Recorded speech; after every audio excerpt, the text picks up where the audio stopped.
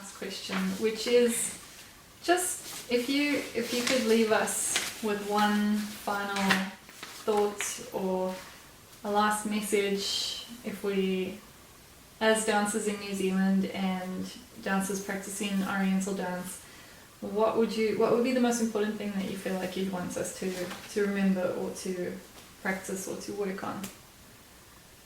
It's a hard question because there are so many things that make a great Oriental dancer, you know, it's not just one thing. Yeah. And during the weekend, during the workshops, you must have noticed that I touched on many different things. So there is not one thing that is important. There are many sides of the story that, you know, make the whole, But first of all, you know, and I commented that during the workshops, I think that having a positive dance community helps a lot. Yes. And that I felt during the weekend, that people were happy together, they were here to learn, they were dancing together to enjoy and supporting each other and strengthening each other, empowering each other. So I think there's a direct relationship between the evolution of Oriental dance and the evolution of women, relationship with women. Awesome. The way you relate with other women is not only a mirror of how you see yourself, which is. So you gotta be careful. If you see other women on a negative light, it means you see yourself in a negative light. It never fails. It's clear as water. Also, if you want to be a great Oriental dancer, your relationship with your colleagues, you know, students, teachers, dance partners, organizers, whoever you are in contact with, should be of mutual empowerment, mutual stimulation, mutual inspiration, strengthening. Me making you stronger makes me stronger as a woman and as a dancer. So I think this mentality is very important to have. And it's not everywhere, you know, you still have a lot of competition between dancers in many places. And that really, in my opinion, no, it doesn't help much. Because competition not only creates a negativity in the dance community, but what it makes is that you use other people as the barometer for your growth. And that's limiting. Yes. You should never aim as high as your neighbor. Your neighbor is your neighbor. She has her own path, or he has his own path. My goal is not to be better than whatever, this or that. Because then I'm setting, my bar is set by that person. Yeah. Really?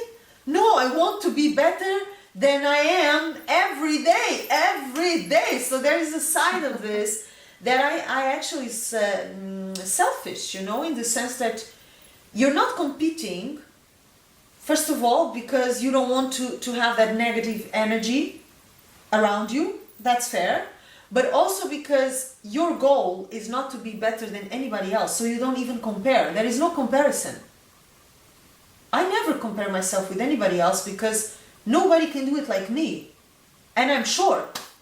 Yeah. Khalas, it's over. It's over. The subject is over. Nobody is me. Nobody has the knowledge that I have the way I have because I absorbed things my own way. Nobody has my character because nobody is me. Only Joana has Joana character. Yes. Nobody has my energy because nobody is me. Nobody has my internal life. Yes. Nobody has lived my life except me. All this is the material that makes my dance. How can I compare myself? How can I set the bar as high as my neighbor when there is no comparison between me and my neighbor? So I would say, you know, having this positive, mutually empowering community is already something very good for everybody. Also understanding that Egyptian Oriental dance has a lot to do with technique and knowledge of the culture behind and choreographies, you know, and clothing and styles and music. So there's a lot of academic subjects around Oriental dance, but it's also about personal growth. And this is what most people don't get. You cannot have a great Oriental dancer without a great person inside of that Oriental dancer, you know? Because the dance feeds off the person. So if you educate yourself academically, but if you are childish, insecure, competitive, envious, negative, I don't think this is going to work. There is going to be an imbalance. I need the academic side as much as I need the personal side. And the more I mature, the more I can dance. Yeah, and the better I can dance. And sometimes I hear, you know, older dancers telling me, you know, oh, I cannot dance as I danced before. Oh, my body doesn't respond as it used to respond anymore, you know. And I think they didn't understand this question of personal growth. In Egypt, the best dancers became or were at their best in their 60s, 50s, 60s. Nagua Fouad, you know, I never saw her live, but I saw her in video and I studied with her. In her 50s, 60s, for instance, she was fantastic. Fifi Abdou the same. So Hazaki retired earlier, but I mean, as long as you are healthy, of course there are physical limitations that are, you know, they are a limit for everything, not only for Oriental dance, but for going upstairs. Yes. So we're not talking about, serious injuries and serious health problems, which are a limitation for any mobility. It's not specific for Oriental dance, but I think personal growth and maturity can only help you dance better. And we cannot separate the academic studies from the person. So it's very important, you know, that dancers create an environment where everybody is helping each other, not only knowing more about the dance, but becoming better people, you know, becoming more interesting, becoming people who are more educated, more positive, you know, more creative, yeah, more alive, more curious. All this will contribute, you know, when you have the knowledge and you have the person together, this is a very interesting mix, you know.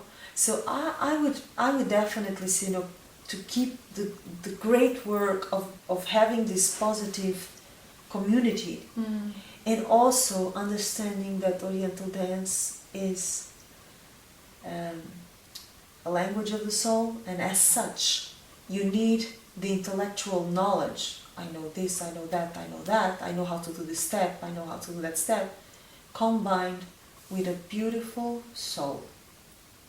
Without this two sides, something is missing. And I think it's a lot of the challenge of teachers to start to educate dancers in this sense, you know, to educate their sensibility for the music too, you know, it's another thing.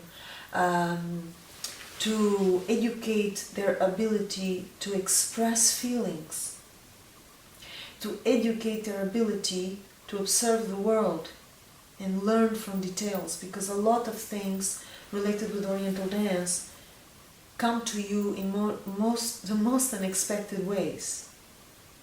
The most important things I learned in Oriental dance, or some of them, came to me from common people in very common circumstances. Maybe if I was distracted or not curious enough, I would have missed incredible lessons. And I would not have learned so much in such a short time. So being a good Oriental dancer is also about that. You pay attention.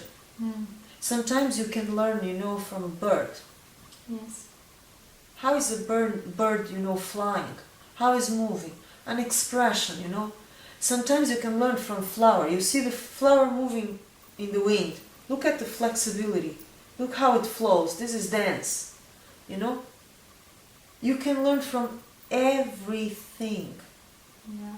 And if you know this, you never stop growing. So it never becomes stale. It's never like, oh, I know enough, now what? You don't know enough. Because Oriental dance is an organic, natural human language, and we are in constant evolution. We are not the same. So the dance is not the same. But you have to embrace evolution. This is why the personal side is so important. You know? And also, to finish, because I could be here talking forever about this, I think there is, you know, this warmth from the heart, which I think Egyptians have so much, you know. It's part of their culture, it's part of their probably genetical, you know, this kind of warmth, this heart opening very easily. You cannot be a great dancer without that warmth, without that temperature, without that love inside you. So I call it taking care of your garden, taking care of your internal garden. There is a message from the womb that is about that, you know, taking care of your garden, in the sense that what people see when they are moving, also when you are moving, sorry, it's an X-ray of who you are on a deep level. So it's nice if you have a good, beautiful, clean, open heart. That will expand your dance. It will make your aura, your energy, your presence warm. And this is part of the magic of Oriental dance, you know? The warmth, the temperature. It doesn't come from the temperature in the room. It comes from the heart. If your heart is open, it's warm. Anything you do will be warm. If it's closed, you can kill yourself doing 1,000 movements. It will not work. So this would be the last point, you know?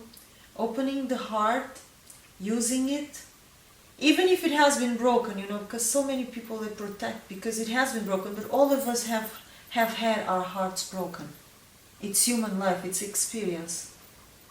You broken, you open it again, halas. And you broken it again, okay, you fix it, you open it again. This is how we construct ourselves, this is how we build ourselves, but there is no art, and certainly no Oriental dance without this heart opening that raises the temperature of a room or of a theater. So this is my final word. The heart. Open. Yeah. That is so beautiful. Well, thank you very much, Joana, for agreeing to answer all these questions. Thank you for having me here in New Zealand. You received me like family, and that's really the biggest compliment I can give somebody, aside from being a professional, a beautiful person, and receive me, really made me feel like family. And thank you for the interview also. Thank you for whoever is watching us. Yes. I hope it's useful in any way to dancers, students, whoever is interested in the subject. Yes. And thank you for coming up with the questions and for the conversation. Okay, thank you. This is a great trip. Awesome. Thank you very much. You are welcome. We will see you guys at the next events. Hopefully we'll be able to invite Joana Saahirah back, or if you want to learn more from her, she has online classes and she also has messages from the womb. So if you just subscribe to her YouTube channel. Yeah, there's a lot of material. Keep in touch. I want to send a big kiss to New Zealand dancers in particular, because that's why I'm here. Without them and Candice, I would not be here. So a big kiss to everybody. It was a pleasure to be with you. It was an honor to share a little bit of my craziness and my vision of Oriental dance with you, and I hope to see you soon. I'm sending much love to everybody, and a big kiss.